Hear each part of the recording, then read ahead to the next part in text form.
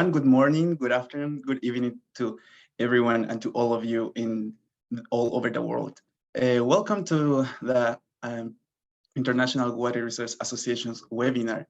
Today we will have 1 hour and 30 minutes discussion. This is going to be an exciting webinar that will be conducted by Kola Karim, and we will have also speakers as Alufi, Sabri, Yakub. So just let me explain you please the dynamic of the webinar. Throughout the webinar, every presenter will be showing his or her screen, as well as we'll be delivering the presentation. During the presentations, please put your questions on the Q&A box. Please not in the chat box, but only in the Q&A box. The chat box, you can use it for discussions, for comments on the presentations. Throughout the event, I will be also sharing some questions or some comments on the chat box, so feel free to follow them. Having said that, Kola, I would like to give you the floor for you to introduce the speakers as well as the presentations. Thank you. Oh, thank you very much, Arturo. It's so good to see your radiant faces today. I welcome you officially to the IWRA Smart Water Management Task Force webinar. So today we're going to have a very interesting session. We have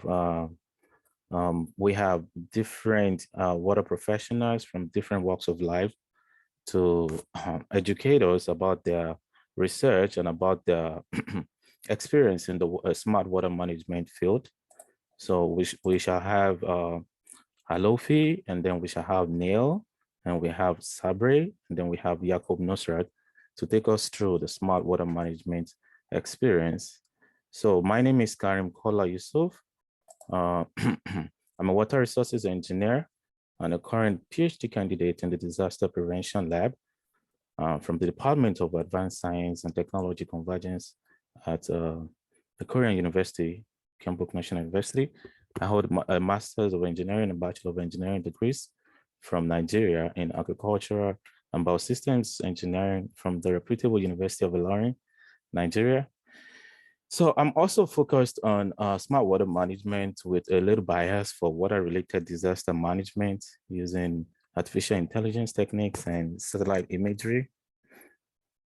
So today, without further ado, we all know that globally, water is quickly becoming a scarce resource. There are data-driven insights that can enable utilities and consumers to manage water use better. We can identify leakages sooner, and when we can discover opportunities to use water resources more efficiently. This is what the concept of smart water management is all about. So in the light of that, I'm gonna, without wasting much of our time, I'm gonna call on the first panelist to present his presentation, please. Mr. Lofi, please, you have the floor. Thank you. So good afternoon for all of you. Thank you for having me today. My name is Zalmat Lofi. I am on my second year of my PhD at International Water Research Institute, function of Mohammed VI Polytechnic University at Morocco. I hold my master's degree and a bachelor degree from Oman. I have 2 years of experiences in Middle East Desalination Research Center. So today I'm going to present our project, which is about reusing end of life of RO membrane in wastewater treatment for agriculture and industrial field, the part 1, which is transformation process. So we all know that water demand is increased, and we need to link it between technology and management to protect our groundwater research and our fresh water availability. So our study if you can see the first sharing percent of fresh water compared to the seawater. So we have 97% of seawater available around the world, and only 3% available of fresh water available around the world, and there is unfair balance of available fresh water. So you can see the Middle East region and North Africa, there's most of countries are suffering from the terms called water shortage or water stress. So then you can see the map here. It's the most map recently used in research or in technical research that to define the water shortage or water stress problem. Then seawater desalination is the most attractive option for providing bottled water. That means like we have limited resources of fresh water, so we have to go for another option, and that option is to use seawater to provide the fresh water and to protect the resources of water we have. So only we have seawater, and from all techniques that we have, the thermal technique, desalination based on membrane techniques, we have only reverse osmosis technology that can provide a bottled water with energy efficiency. And but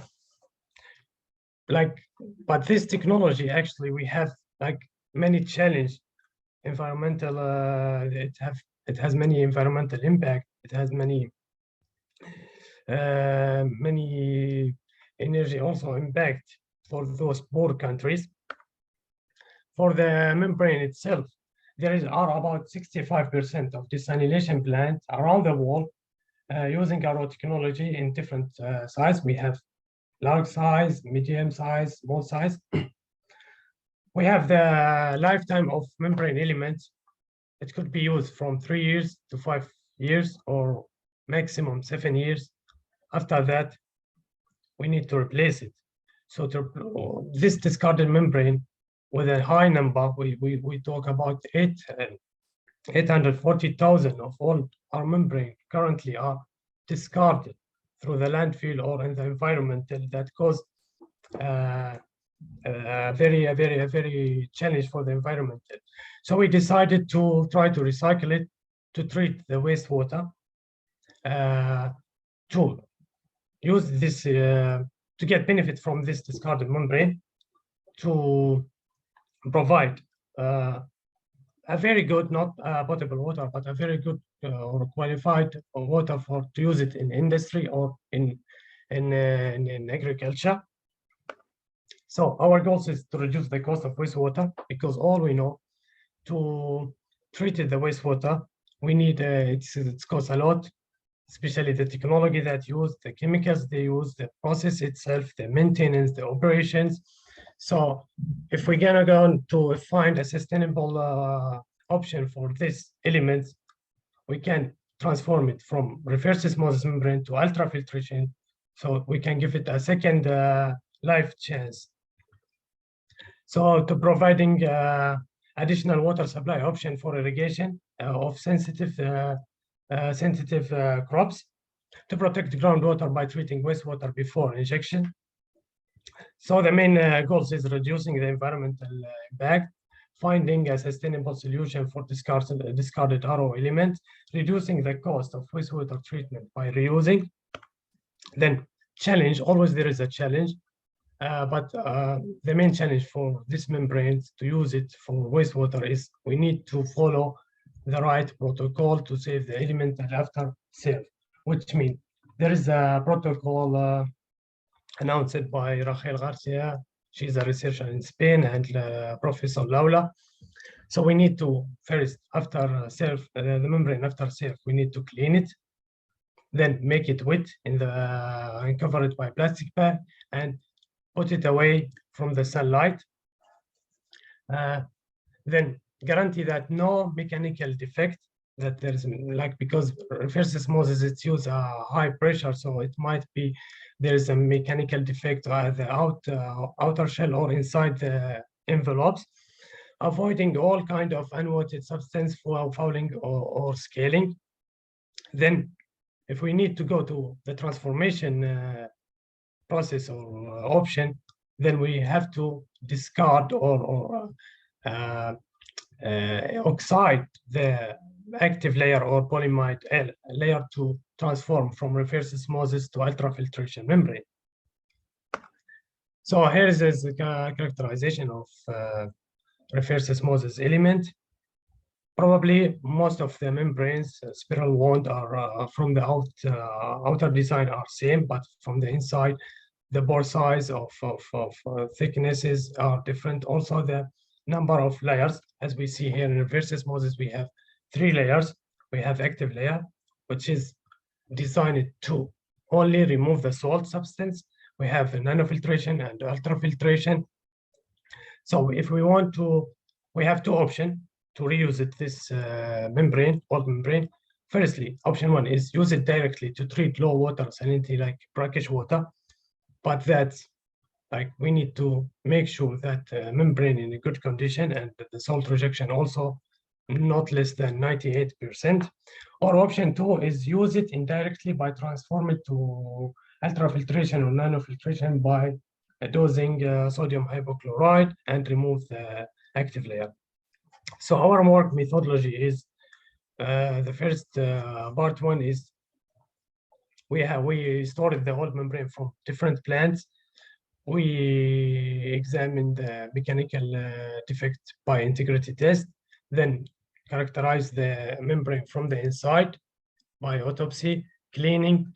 We check the performance of membrane before and after transformation, like reverse osmosis and ultrafiltration, to figure out which option is good to reuse this and which type of water we can treat it by using this membrane.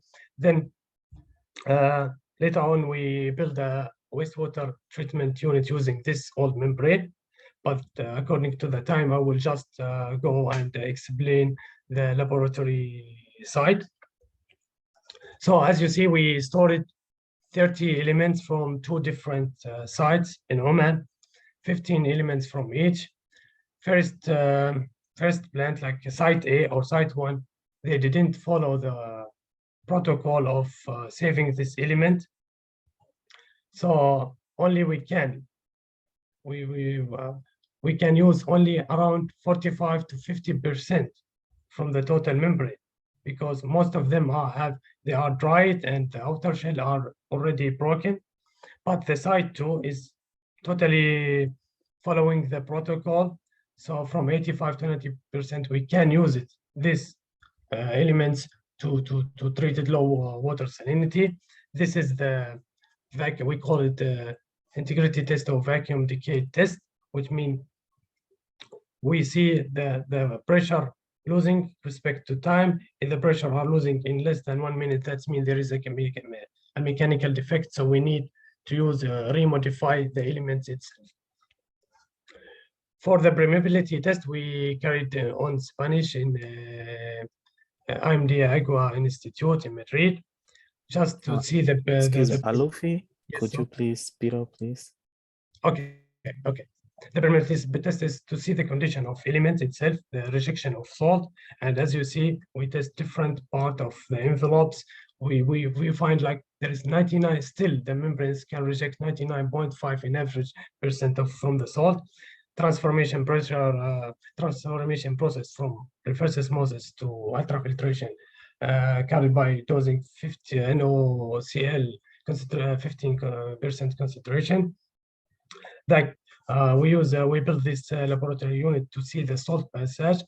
The salt pass through the membrane 100%, so it's totally transformed to ultrafiltration. We have scanning electron microscopy to see the substance, complicated substance that stuck on the active layer, and before and after cleaning, so to make guarantee that membrane transform from reverse osmosis to ultrafiltration. And the conclusion and remarks: the membrane in good condition, we can use it to treat the wastewater. So already we have an option to provide a very good quality water for irrigation or for process industrial. We succeed that totally the elements transform from reverse osmosis to ultrafiltration. Then for future perspective and recommendation, like for desalination industry, it's just they need to follow the protocol to save the environmental. Then for wastewater treatment plant, they can use it after serving. Future study, we conduct 3 different configuration on the lab unit. Respect to the time I have, I can't go through it right now. And we need to conduct economic analysis for using these elements. Here are some figures of the laboratory unit, how we build it. We use it as a flat sheet or MBR system also. Here there is a design, 28 envelopes or sheet. Like an MBR, we use it to treat it secondary effluent wastewater. And here we have the sum of. Alofi, please, can No, you? this is the last. And here we have some results: the flow and the turbidity, the pH, the COD, BOD. That we get a very good water quality after using this end of life or membrane. At the end, I would like to thank all of you, IWRA organization, MIDRIC, NU, and IWRA Institute. Thank you. And well, thank you so much, Alufi, for the wonderful presentation. Without wasting so much time, because our time is far spent, we would proceed to the next panelist. The person is Neil Grigg. Neil Grigg is a professor at the Department of Civil and Environmental Engineering. He'll be taking us through on his next presentation. Neil, could you start, please? Well, I've been on the Smart Water Task Force a couple of times now, and it's always interesting to see Neil? the different.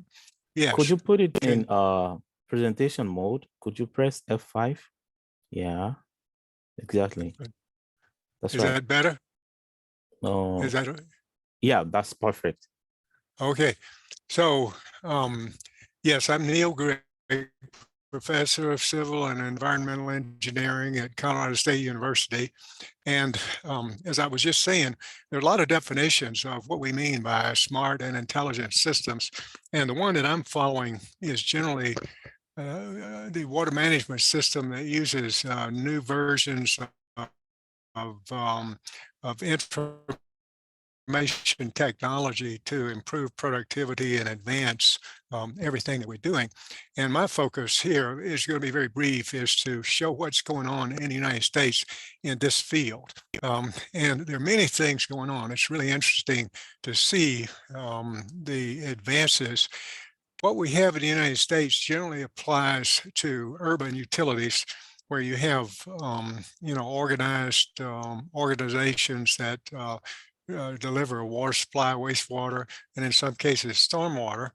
But the main focus that I have is on drinking water. What I have to present is going to come kind of quickly because of the shortage of time. But if anyone wants any more detailed information, they can contact me online or something, and we can talk about it. So this is a general picture of what we mean by the smart water system. And the main diagram is the upper right. The lower right, you can see the configuration of the urban water system. The upper right shows the focus of the intelligent systems there on the bottom, where there's a sort of an automatic control that's driven by data. And then you have controls of actuators and sensors of different kinds. And sometimes this is informed by models, such as a hydraulic model of a water distribution system. Now, even though you would think that this kind of approach is only applicable to advanced utilities with a lot of money and organization, you can actually apply these approaches to smaller systems with less money and with technologies that are available off the shelf, because there's so many advances going on here. One of the new things that's coming, in addition to the control of the system and increasing the productivity and doing things like stopping leaks, you can also provide a lot more information to users, system information that comes to the users. And then this helps to democratize the whole business of water management. So there's a lot to say here. I'll be advancing my slides pretty quickly. But the main point is in the United States, we have a very distributed system of water management, about 50,000 utilities, most of them are very small, many of them in rural areas. I'll skip this. It's just a statement of how difficult it is to manage these underground distribution systems with so many issues that you have there. I'll also skip this one because it's just some background on how all of this came about with a lot of research that's been going on for many years. It's very interesting, of course. Now, these innovations occur not only from researchers, but also from vendors and from the utilities themselves. So it's really a matter of a shared enterprise to advance innovations, including all of the participants in the system. The different technologies that I would focus on here quickly would be the advanced metering infrastructure, automatic meter reading, water loss control technologies, hydraulic and water quality modeling, and then digital twins, which is an emerging concept of intelligent systems that focuses mostly on these models. So I have lots of detailed information, again, shortage of time, but the bottom line is you can divide the smart technologies into those that are useful to manage the infrastructure itself, and asset management, which is an information technology-based system of collecting data on condition assessment and the general status of systems is widely used in the United States. Prioritization methods to select pipes for renewal is like an advanced technique to do your planning and to optimize the investments that are put into the system to renew it. Pipe break simulation models are the application of statistics into the prediction of the remaining life of pipes based on previous breaks and service conditions. And then in the operations management area, you can divide what happens into 4 categories. The intelligence systems themselves mainly focus on the advanced metering infrastructure, which can do things like attach acoustic sensors to meters, convey that information to some central point for decision making. You can also apply artificial intelligence and big data analysis to that, and you can optimize the location of these leaks and things like water theft and anything that's unusual and going on. Distribution system optimization is a way to apply performance management and improved use of performance indicators to manage your system in a total way. The water auditing for using the AWWA method is almost universally used now in the United States to control water loss, water losses there. And finally, those hydraulic water quality models, those are used practically universally in the United States too. Now, I did a survey of utilities. This would be information I could give you offline.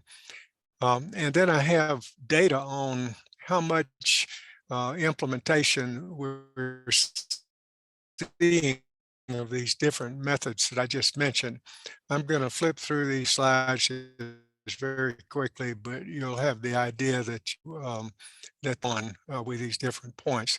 I'll hesitate on this one briefly just to show you one of the capabilities of using the advanced metering infrastructure. In the upper diagram, you see a system where leakage has been monitored and water use is divided into that that's metered versus that is metered, but you don't get any water, you don't get any revenue from it. That suggests that the main thing that's happening is the system is leaking. On the bottom diagram, you can see that the red band is thicker in some parts, which indicates a fluctuating amount of non-revenue water, which might indicate that you've got some water theft going on, or maybe the meters are not accurate. Flipping through, you see for each one of these, I have details that you can look into. Again, I won't hesitate on those to give you any further information on it.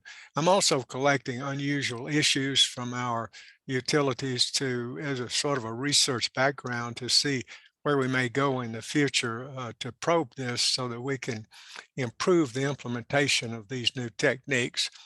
So this is my conclusion. Intelligent water systems, smart water systems are grafting these new information technologies onto these old systems. What we have is sort of a bifurcation of leading utilities with a lot of money and good capacity. They're implementing these. The small utilities, which are like utilities all over the world that struggle a little with management and money, they are having trouble implementing things. But the vendors who sell these products out there are very creative, and they're offering new products of many kinds that give us a lot of possibility for the future. A lot to be said about that. The rest of what I say here is conclusions. I won't discuss right now due to lack of time, but again, you can contact me offline for any further discussion. So thank you very much. That's my email address. Anybody who would like to contact me could send me an email, and I would be happy to provide you with more information about this work I just described. So thank you very much. And Cole, I'll pass the ball back to you and hope I saved a minute or two. Yeah, you really did. Thank you so much for saving some time for the other panelists, although we started a little late. So thank you very much for this wonderful presentation. It is just all encompassing. It featured almost all applications of smart water management. So we would like to proceed to the next panelist who will be presenting on sustainable water management in the context of circular economy, current practices. And the person is Sabri Dalia. Dalia is the board director at IWRA. You have the floor now, please. Okay, so it's clear now, this okay, so thank you everyone, and I think I am going to the point. Is my presentation like this is clear, or I have to make it in presentation mode? You should probably put it in presentation mode. You can click on the slideshow. Yeah, right.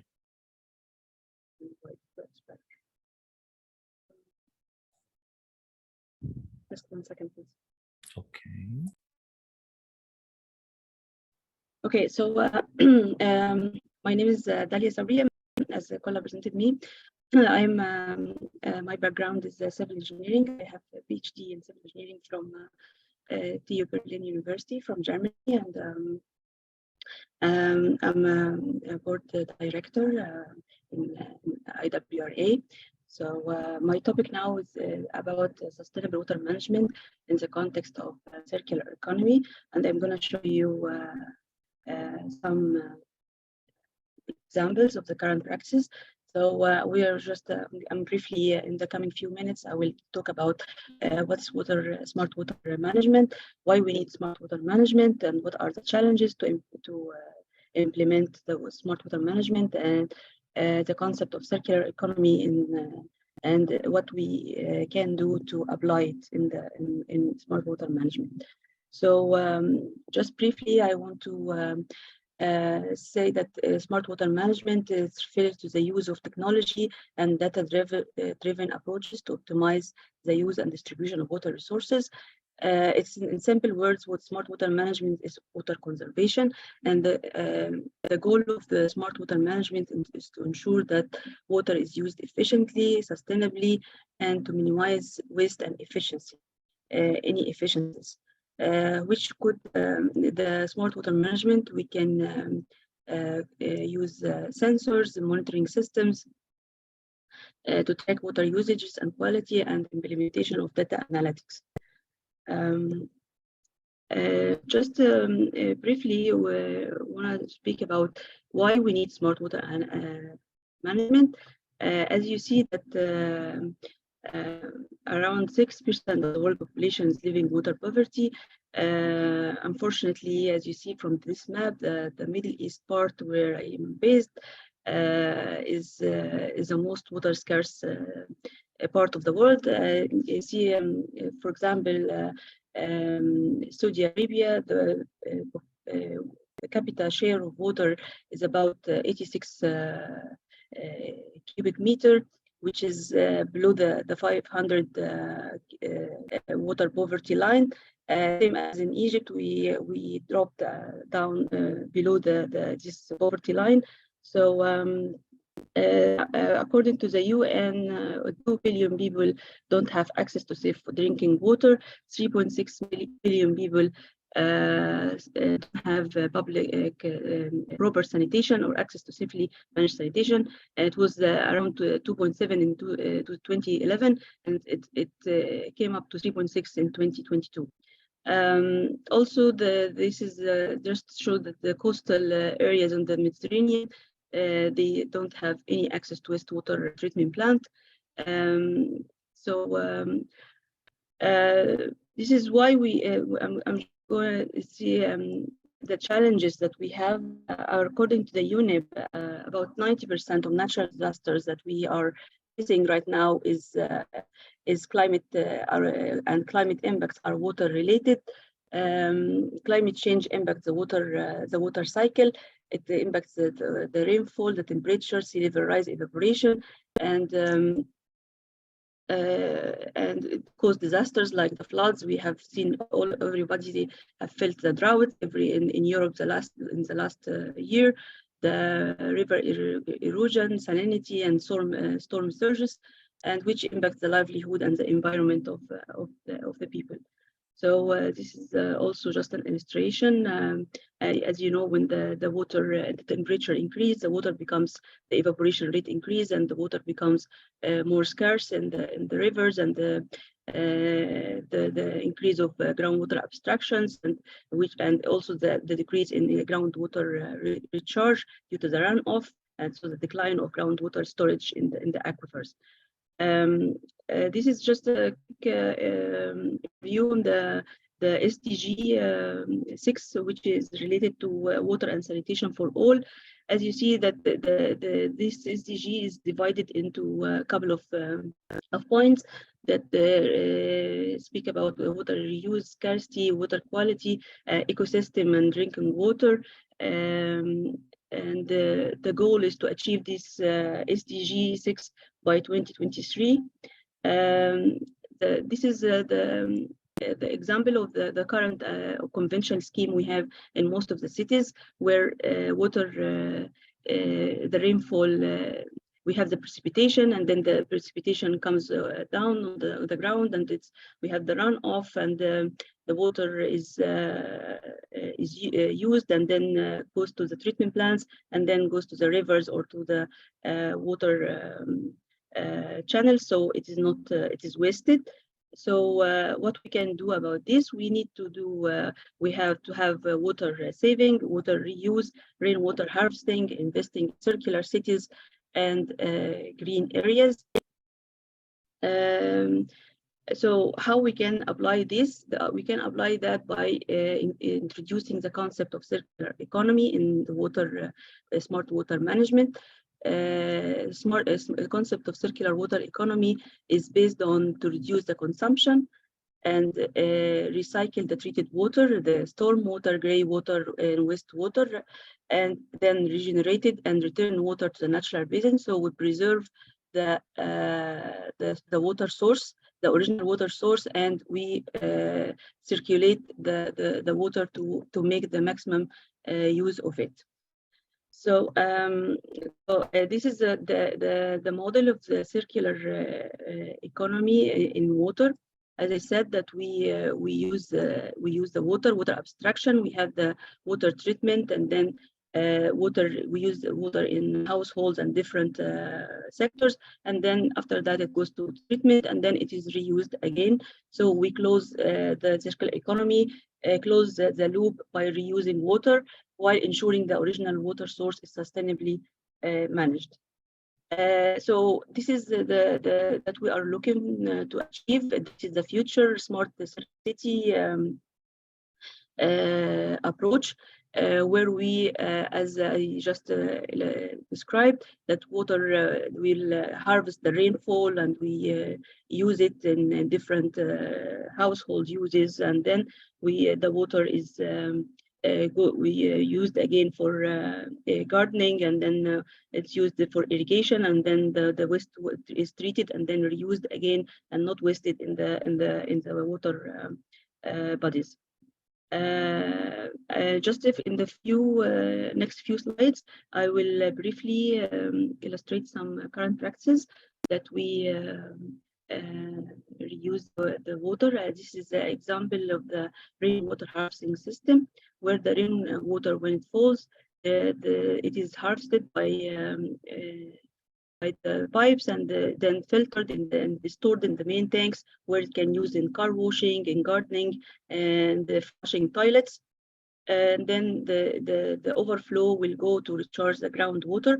This the benefits of this is to, of course, it will reduce the water bills, because you're going to use the rainfall in the different households aspects, and improve the water quality, increase the plant growth, and reduce water pollution. And in the sake of time, I'm not gonna read all of that. This is another practice of smart water management, where wastewater to energy systems. As you see, that we have the wastewater. After treatment of wastewater, we have the byproduct, which is a sludge, and then the sludge is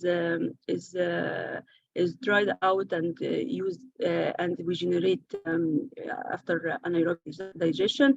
We can generate biofuel, and then the rest is dried out and used as fertilizers for planting and for cultivation of crops, which is, after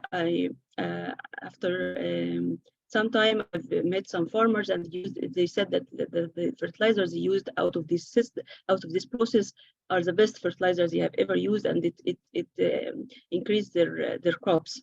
So this is just an overview of how the big system can work. You see here that the organic waste from households and from industry is going to the biorefinery plant. The wastewater sludge is going to the plant, and then the byproduct is organic fertilizers, the phosphorus, and the biofuel and biogas, which is used as electricity, which is, of course, is used to operate the plant itself, so you don't have electricity bill. So it has a lot of advantages. And the last example here we have, it's from Sharm el-Sheikh, from Egypt. This to preserve the ecosystem, some of the migrating birds used to come to the Red Sea during the winter season, but because the wastewater treatment plant was very old, and we didn't have the anaerobic ponds constructed in a proper way, they didn't come for a couple of years. So we had it reconstructed, and as you see the after picture, it was rehabilitated for the birds to come. And after that, after rehabilitation, you see on the right top picture the water pond, the anaerobic ponds.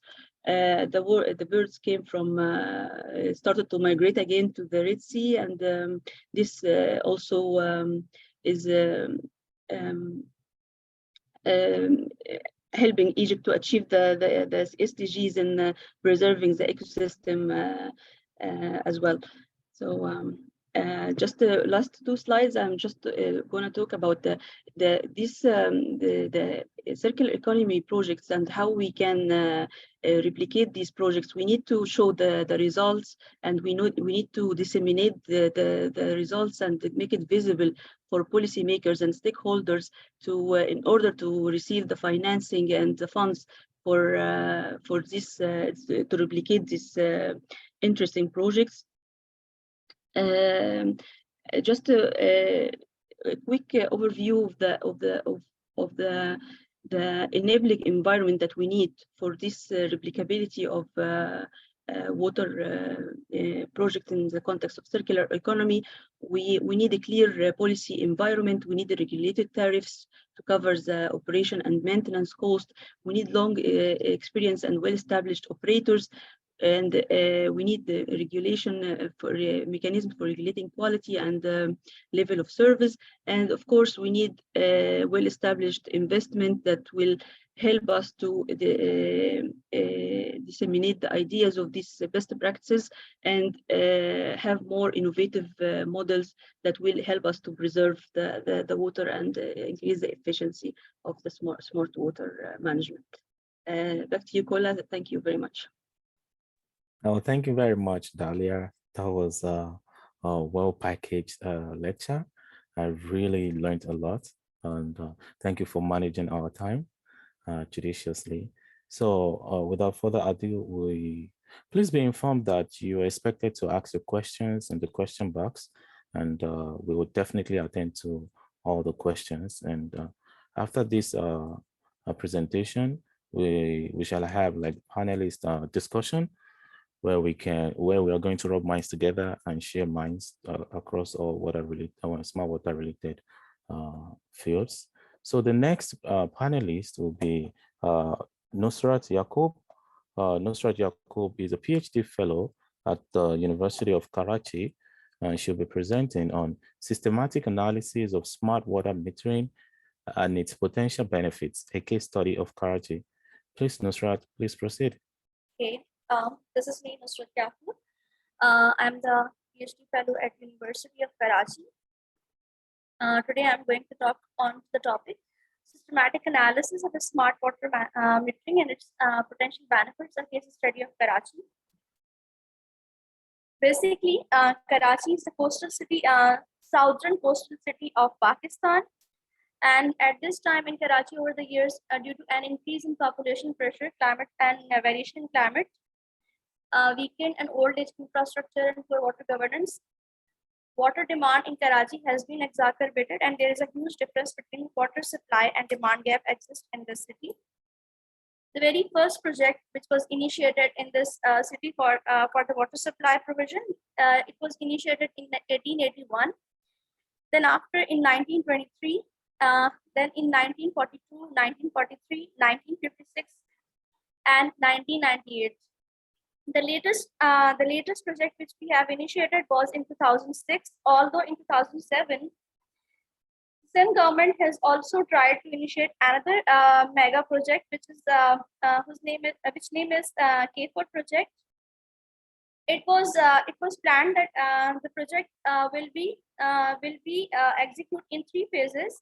And in each phase, there would be a water supply provision to the city around 260 million gallons water a day. However, due to poor planning, since the decade has been passed, but still the project has not been executed, and there are so many issues which we are going to discuss in today's presentation. This is a geomap of Karachi water distribution. Basically, Karachi is distributed in 7 districts. On which Karachi is distributed on 7 districts, on which Korangi and Aurangi are the 2 main districts where water comes into the city. Hub Dam is the major source which brings the water for northern part of the city, and Korangi is the district where water Korangi and Landi is basically our districts where we have a Dhabaji pumping station, and water and in this pumping station water comes from Kenjar Lake and Halaji Lake. It is being projected that by 2030 Karachi's population will be around 20 millions, and when there will be a huge population, then water supply requirement will be high. Over the years, in 1998 we have 11.33 million people in Karachi, and the water demand in that period was 67 million gallons water a day, whereas supply was only 410, and there was a huge gap, around 157 million gallons water a day. After this, in 2017, we had a population around 14.9 million. At that time, 820 million gallons water was being provided to the city, and water demand was 820 million gallons, whereas water supply was only 650 million gallons a day, and there was a huge difference, around 170 million gallons water a day. What are the primary reasons that why this water supply demand exists in this city, despite the fact that this is the southern part of the country? Basically, due to a huge water losses, lack of AMR metering, illegal hydrant, financial constraints. In this city, as I have already mentioned, that there are two main sources of water: river Indus and Hub Dam. 650 million gallons water a day comes from river Indus, and only 100 million gallons a day water comes from Hub Dam. Total water requirement of the city currently is 800 to 1200 million gallons water a day. There is another major factor that why the city is not able to manage its water supply is financial losses. Approximately $5 million losses are occurring in each month in the city due to water theft in the city and illegal hydrants. Poor billing, domestic consumption in the city is not adequately metered since tariff is collected on the basis of property size instead of volumetric consumption. Ineffective control of government of Sindh on water discharge from Malir River and Liari rivers. Malir is the largest river in the city, which flows around 20 kilometers. What we are expecting that what would be our outcomes if we install a smart water metering management system in this city? Definitely, it will strengthen institutional capacity and coordination by improving preferred tariff arrangements and help to design equitable and sustainable tariff models. It will help to enhance data quality and access by supporting better decisions and integrate utility visions. It will improve the ability to effectively plan and undertake strategic actions. It will improve finance to fulfill services delivery functions on time. Thank you. It was very brief presentation which I have presented. Yeah, thank you very much. You indeed conserved some time for me, and it was a very interesting presentation. I had no idea about water metering until now, and now I understand the current situation of current water resources situation in Karachi. So far we have had several questions, and I would start the panelist discussion right away because of the time, and I would like to call on all the panelists to join me in this panelist discussion. So I will start with Neil. Neil? Yes. Yeah, so during your presentation, you talked about the application of digital twins as a form of smart water management technologies. So I heard this particular concept sometime back, and I was wondering, what exactly does it mean? Like, what actually is the application to water resources at large? Well, it's a good question, Cola, and it could have a long answer, but the short answer is systems. They're not totally unique. They are really systems, just like a manufacturing system might be, or a plant of different kind, a processing plant, an energy plant, or something like that. So we have these complicated systems of different kinds. They can be high tech or they can be low tech, but they're still systems. Like a water distribution system, many people would consider that to be low tech, compared to something like a chip manufacturing facility or something like that. But the management of manufacturing and process control has advanced tremendously. And so the concept of a digital twin is that whatever your system is, whatever your process is, it can be modeled and simulated offline with a set of computer programs, displays, all kinds of analysis, data collection, and so on. So if you have some kind of a simulation like that offline, where the operators can monitor what's going on in the system with the digital twin, then that gives you a better way to go back in and intervene into the real system to make improvements as you go along. Just one quick example of the a water distribution system. Let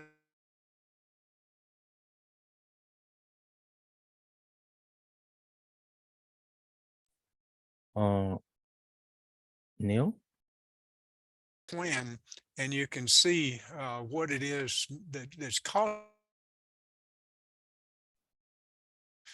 Maybe it's a big pipe break or something like that, and you can go in and intervene that way. So this concept is still evolving, but that's generally the idea. Thank you so much for this elaborate explanation. Now I know better, and I believe the audience too knows better now. So I would like to call on Alofi.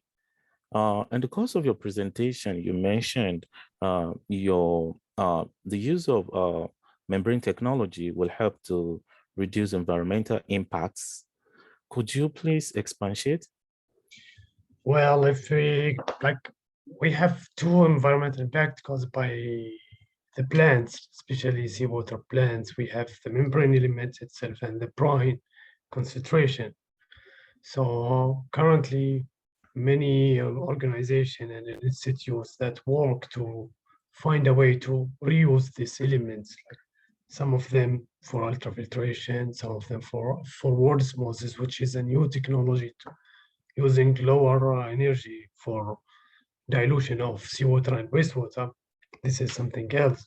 From our side is we try to reuse this membrane by transforming to ultrafiltration and use it in some of wastewater plants located in Oman as an MBR system or for the tertiary process. Oh, thank you. Thank you very much for that. Dalia, you talked about the future smart circular city model, and I think it really offers interesting, promising prospects for the future. And if we continue on this track, I believe we can achieve the sustainable water resources management system. So I'm quite concerned about rainwater harvesting. I know it's common practice, and it's an old practice actually in developing countries where they have limited water resources. So how do you think this can be achieved in developed countries? Talia? Yeah, hi, Carla. Thank you for your question.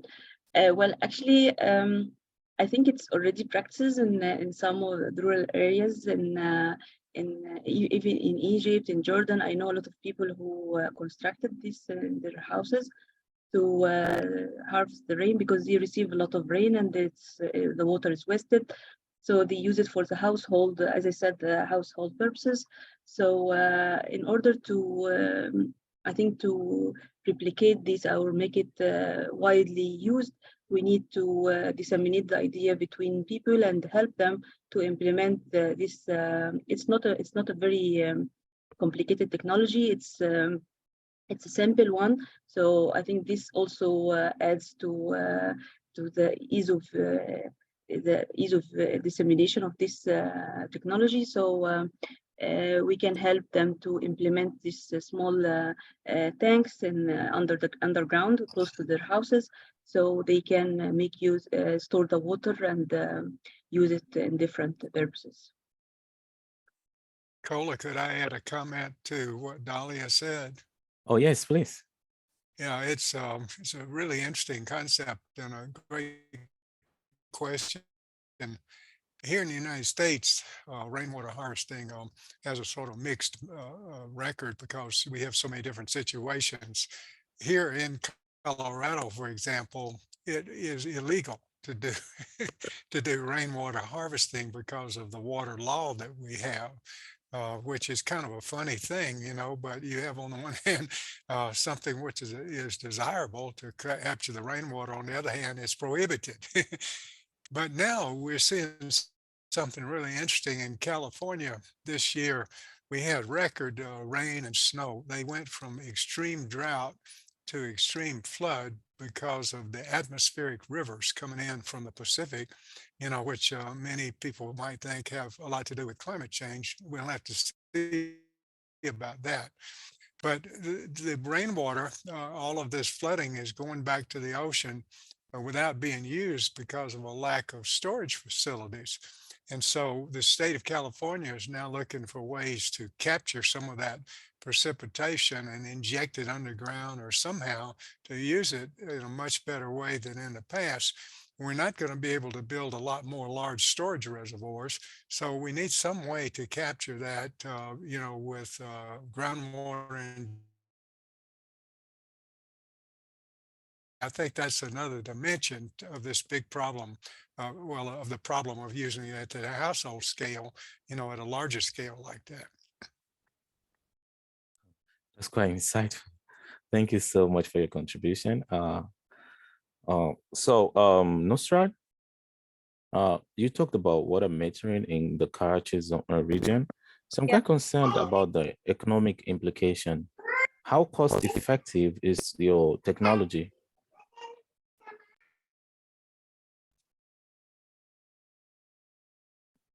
Nusrat? Yes, Can you hear me? Yeah, I can hear you.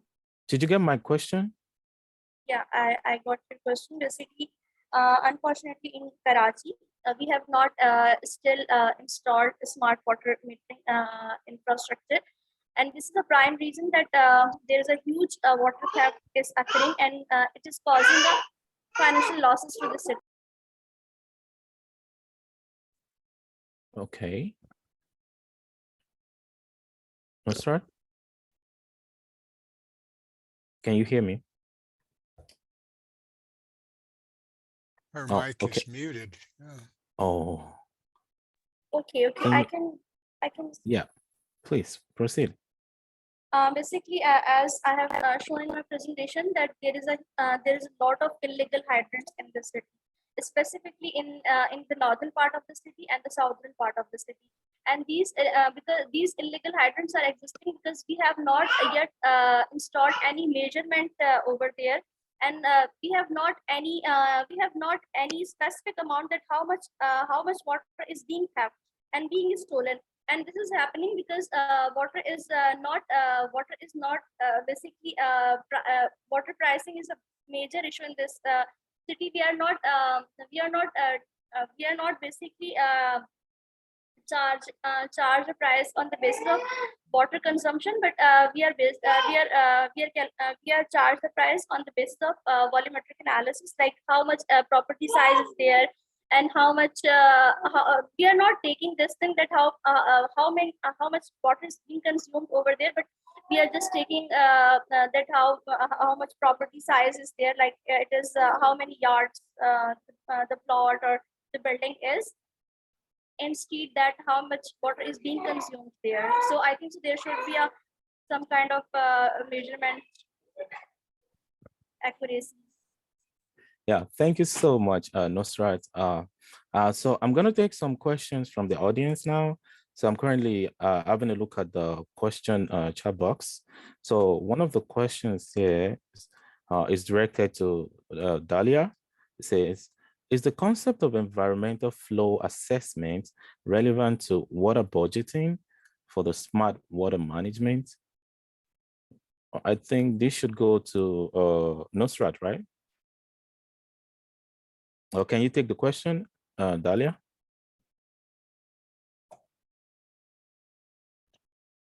Well, Dalia? if we yeah, Kola, Okay. I'm here. If we just, I mean, if we take it from the concept of circular economy, that we have no waste I mean, the concept is just to capture all the water. So of course, water budgeting is there because we calculate how much water, how much is the precipitation, and how much the treatment water receives every day, and how much water is coming out of the treatment plant, and how much sludge we produce. So I think this is, of course, it's taken into consideration because it's by, I mean, it's business as usual. We calculate the water and the water budget. And Great. if you ask about the environmental aspects, like I mean, conserving the ecosystem, and this of course is taken into consideration because I mean we don't want to save the water and disturb any other the ecosystem or the system we have. So of course it's all the steps we take. It's to conserve the ecosystem and the environment as well. Thank you, Dalia. This is directed to Neil. During model calibration for a digital twin, are there any practical techniques or tricks to fast track the process? This is by Tej Kulkarni. Yeah, there are a lot of practical techniques, and the calibration of the digital twins is evolving. In fact, it's evolving so fast that it's hard to keep up with. It's like the whole business of information technology and now artificial intelligence that everybody's talking about. But a practical technique would be, for example, if you had a water distribution system and you want to start from scratch with your digital twin, you make a skeleton version of your distribution system to start with, and you calibrate it just in a sort of a macro level.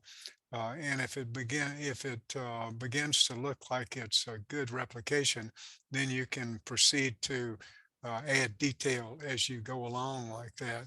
So I guess the way I would think about it is start at a very high level, and then drill down into the details like that. Some systems like Karachi, for example, would be so complex, you'd have a hard time simulating the system totally with a lot of accuracy, but you might be able to simulate this backbone of the system just with the big pipes, and then you'd have some idea of what's going on. So it's a complicated thing, but that's a couple of thoughts about it. Yeah, thank you very much. This is quite an interesting case study from Durga Raghova concerning rainwater harvesting, and I think this is directed to what's that? I think this is directed to Dalia. It said, thanks for the presentation. For the rainwater harvesting here in Mauritius, we have rainy season, but in some places, we receive only a few days of heavy rainfall. So for companies to invest in this system for capturing rainwater for a few days, how feasible and efficient is this technology for developing island with a minimum rainfall? Well, thank you for the question. Actually, the water harvesting system is targeted to places where they have a high intensity of rainfall. So to be more feasible, I mean, if you have minimal rainfall, so you will not have enough water to store and for your purposes. And this is a small scale system you install in your underground, your house, and in the garden, for example. So I think it's if you have minimal rainfall, you should look for another alternative other than the rainwater harvesting. I mean, it would be not very much cost effective if you don't have a high intensity rainfall. Could I add just a comment on that one? Oh, yes, please. Yeah. it's a great reply from Dahlia. And it is a dilemma. We have that problem here in Colorado where the rain is sometimes not very abundant. But when you think about really dry areas like that, and you do have that short period where you have some rainfall, that the water which is made available is precious. So you really need to do something. And so the concept of an artificial aquifer is one that we explored here, where you take advantage of the wadis or the arroyos or the channels in the arid areas there, and, and you somehow identify places where the aquifer is going to be good for storing that, and you put some dams in place, small dams, and then you infiltrate that groundwater there, and then you have a facility to pump that out later. That has possibilities that go beyond just putting containers and stuff by houses. Just another thought to add to that. Yeah, thank you so much. That's right. Nusrat, would you like to say a few things? I see you raise your hand. I have one question, and I want to ask this question to Neil. That as I have mentioned that water is being tapped in Karachi, and instead to volumetric analysis, we are using the property size for water for basically charging a price to any compound or building. So my question to you that in such kind of countries where there is poor water management system exists, and when there is no or any automatic meters have been ever installed, what is your suggestion that how we can tackle the water issue in such kind of cities or countries where infrastructure is poor, governance mechanism is poor, where population is on rise, and we are counting with so many kind of these kind of issues? Because I think so in African region we are counting with similar kind of issues, if I'm not wrong, because I'm working on water profiling of African region at this time. That's why I'm asking the question that what should be solutions, and what are the possible solutions for these kind of cases. Okay, Nusrat, was that question for Neil? Yeah, I couldn't Yeah, get it was for him. Yeah, I couldn't get the main point of the question. It's kind of breaking up here. Could you summarize it for me, Kola? I can hear you better. Oh yeah. Could you repeat Nusrat? I think I only heard the part where she mentioned African region. But obviously I'm from Africa, so it struck. Yeah, I please. was just am I audible? Now. Can you hear me? Okay. Yes, now. Basically, I just want to say this thing. I just want to ask this question to Mr. Neil, that in countries and in cities like Karachi, where there is a huge water theft, and where not properly water automatic metering infrastructure is installed in like Karachi and in so many African countries. So what is the possible infrastructure mechanism which we can use to increase the water use efficiency in these kind of cases, in these kind of countries or cities? Okay, I got the question in that time. Thank you. Yeah, it's a great question because the water theft is a reality in large systems, and one of the realities of managing water supply systems is we have to provide the water to all categories of people. That ranges, from affluent people who get good service and all of that to people who have very little in the city. So it's a reality. And so the first step, it's a long answer, of course, but the first step is to have a mechanism where water is affordable and available to everybody, regardless of their situation. And so that, if it's done correctly, would tend to reduce water theft. But there's always going to be a remaining part of the water theft. And then in order to detect that so that you can enforce against it, you've got to have a system which has integrity to it, and you don't have so many leaks that you can't distinguish the leaks from the actual theft. Once the system has enough integrity and you have enough good operations and maintenance so that you really understand what's going on. Then you can begin to use these new metering technologies to find where this water theft is occurring.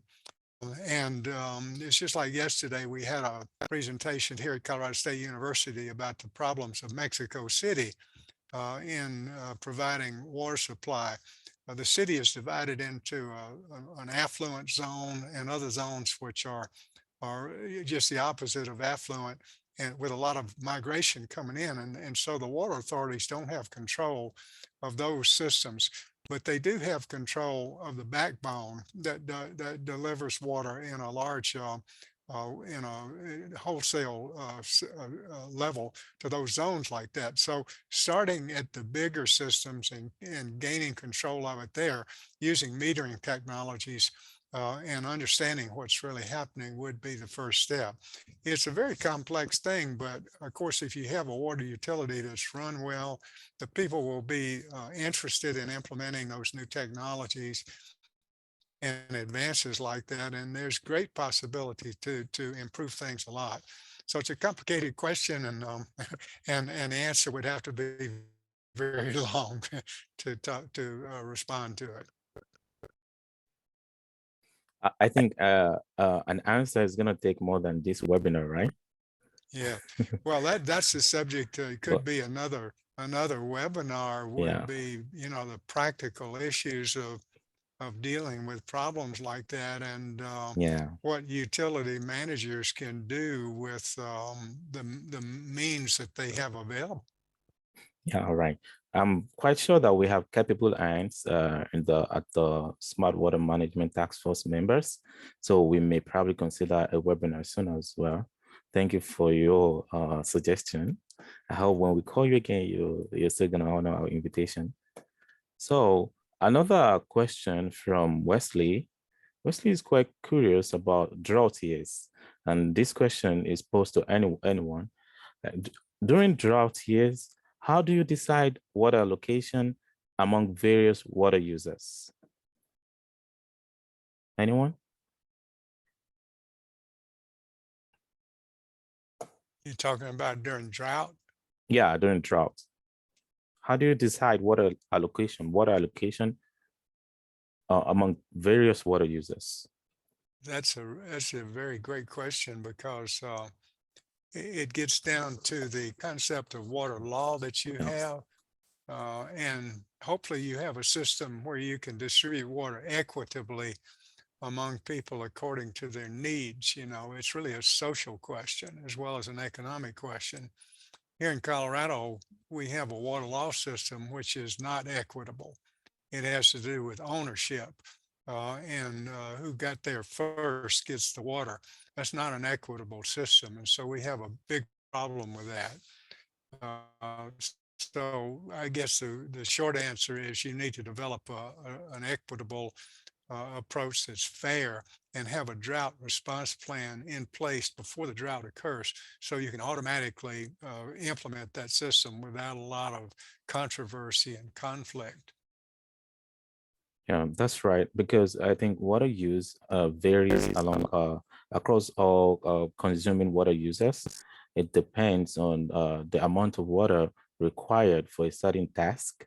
So maybe an irrigation farmer would require more water than maybe for water distribution for potable use. And it depends on how equitable the water distribution is, the water distribution, the water allocation, and the water supply. So if we want to achieve an equitable water allocation during droughts, there are a lot of things, there are a lot of systems that must be put to play. Thank you. I'm going to take this, and this should be, I think this is addressed to Alufi. It says, oh, I lost it. Okay, yeah. Are there any smart water management techniques for improving water quality of sewage outfalls near coastal areas? Do you have, maybe in your course of study or during your research, you must have come across some smart water management techniques for improving water quality of sewerage outfalls, maybe quite related to your wastewater wastewater management techniques as well near coastal areas. Alufi? Yes, or a little bit in general, there's always a technique to higher up the quality of water, but it depends on the cost.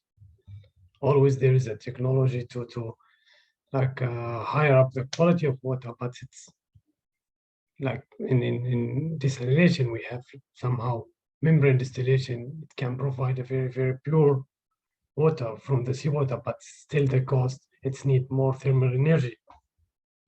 So they setting on reverse osmosis itself because the cost and probably it's give a good water quality. So if there is if the question, if there is any technology can provide a very good water quality, then yes, there is, but it depends on the cost, how much you can invest on it. Research. Yeah, that's right. So in the light of this, I think if we want to extend this session, we'll keep going on and on and on. However, we don't have so much time and our time is limited. So I'll just make a very brief summary of all the, I'm not too sure I can do justice to that because it's a very, very wide field. So far, we have addressed smart and intelligent water supply systems. We've treated current practices in the United States, Colorado as a major case study. And then we talked about the sustainable water management in the context of circular economy. And then we reviewed, Nusrat reviewed systematic analysis of smart water metering and its potential benefits in Karachi. And we talked about a wastewater treatment plant using end of life of reverse osmosis. We have been able to discuss extensively about rainwater harvesting. I think this actually struck a chord. A lot of the major part of the audience is actually interested in this rainwater harvesting. We may eventually have one maybe in every single individual's room or maybe house. So I also look forward to a sustainable way of achieving such a thing in Nigeria at large. We talked about reducing environmental impact as well using these membranes. And then we talked about how we can apply smart water city model to smaller units as well, as gladly taken by Dahlia. And then we said the future of smart water, circular city offers promising prospects. And if we continue on this track, we'll definitely achieve the sustainable water resources or sustainable smart water management that we wish to achieve. We talked extensively about the waste to energy technology and recent approaches in the world at large. Okay, from Salim Akhtar, rainwater harvesting and flood water management for underground storage. So if any of the audience wishes to know more about all the things we have discussed today, I will definitely avail the panelist email addresses and contact details to you so that you can have better understanding of these concepts. And in the light of that, we would like to draw curtain to the to this special auspicious event. It's been very interesting. From all my task force members of the Smart Water Management Task Force, would like to say a very big thank you to IWRA and to all the audience. I am Karim Kola Yusuf, the chair, Smart Water Management. I cannot leave this place without acknowledging the importance and the contribution of my supervisor, my coordinator, Monica.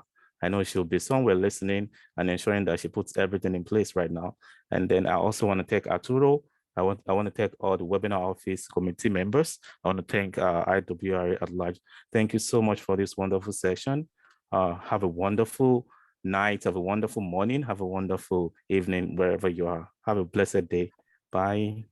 Thank you very much, Kola. Thank you very much for the insights. I think it has been a really nice discussion. So it's great that we have had this discussion among our webinars. Among our attendees. We had more than 1,200 more than 120 people attending the webinar, basically from all over the world, especially from Europe, Africa, and Asia. And likewise, I'm super glad to see young attendees and a gender balance in the audience. Glad to see different people from different organizations and backgrounds. Well, it's time to close this webinar. The International Water Resource Association, IWRA, would like again to thank everyone for this great webinar. Thanks to our panelists, Sabri Dalia, Neil Grieg, and Lufi Al-Mutasem, and Nusrat Yaqub, as well as to you, Kola, for moderating this great webinar.